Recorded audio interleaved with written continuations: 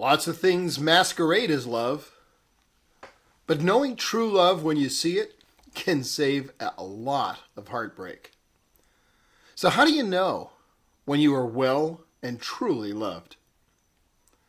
Well, I hope that one of the ways you know you're loved is when someone gets up early in the morning to write and record a biblical lesson for you. Welcome to Mornings with Bishop Robert, where my goal is to introduce people to the Jesus they never knew and help them get to know him and his word personally and better. So if our time together today makes you feel loved, please like, subscribe, and share it with a friend. Now it's time to grab a cup, lift it up, and we'll jump into today's lesson. That's good. I've often said that a living love is expressed in actions. And you know, children see things differently and sometimes much more clearly than grown-ups.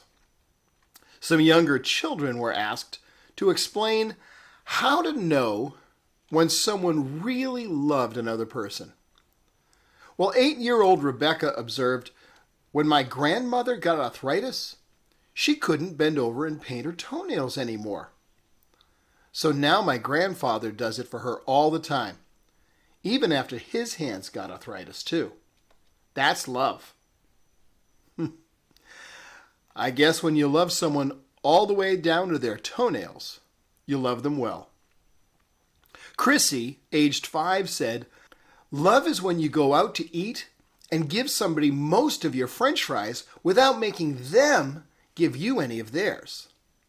Well, when you're 5, nothing says I love you like French fries do. By the way, if you're from the UK, she's talking about chips.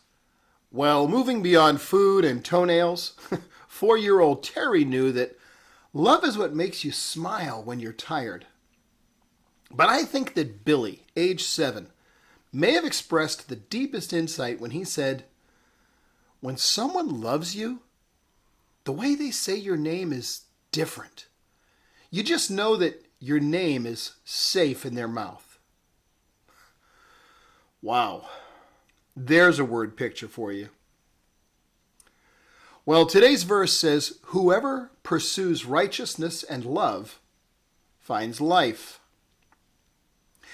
I think it's interesting that the verse doesn't begin with searching for love, but searching for righteousness. And I think that's because apart from righteousness, love will never flourish. How could it? Evil arouses the exact opposite side of the emotional spectrum within us. No one hears of the tortures occurring in China's prisons, Russia's gulags, or Washington, D.C.'s Central Detention Facility and feels all warm and cuddly inside. No, of course not. What's evoked are feelings of anger, rage even. No one reads news stories of people sexually trafficking 4-year-old children and wants to become best friends with the perpetrators.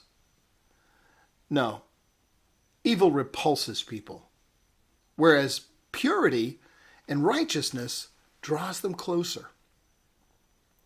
Righteousness allows for a foundation of trust, not one of fear.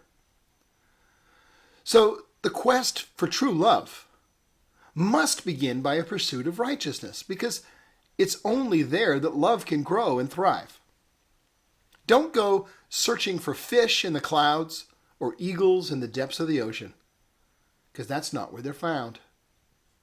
When you know what you're looking for, it dictates where you will begin your search. Love is found in righteousness, because love, like righteousness, is selfless. Love is sacrificial, giving of oneself to the one we love. Love is gentle and kind, because true love is good. It's birthed in righteousness. Love, true godly love, is not temporary or transient. Love is a commitment that's meant to last. Love is not based on everything going right or always being happy. Love is not an emotional feeling, but it's a choice of the will and casual commitments do not produce a foundation for deep and meaningful relationships. Instead, we should love others as God loves us, with an unfailing love that never ends. Whoever pursues righteousness and love finds life. If you're pursuing righteousness and love, you'll find them both in Jesus Christ. And when you do, you'll find life. Because to love Christ is to have his life infused within you. And when you hear him say your name, you'll know in your heart that your name is safe in his mouth. Well, that's all we have the time for today, but before you go, can I ask you to help me introduce people to the Jesus that they never knew? And help them get to know him and his word personally and better. Please like this video to help more people see it. Then follow or subscribe so that you and I can get together every day. And I'd love to meet you in the comments section and hear about how our time together today touched your heart with love. It's also a great place to leave a question. And one more thing. Share it with a friend, would you?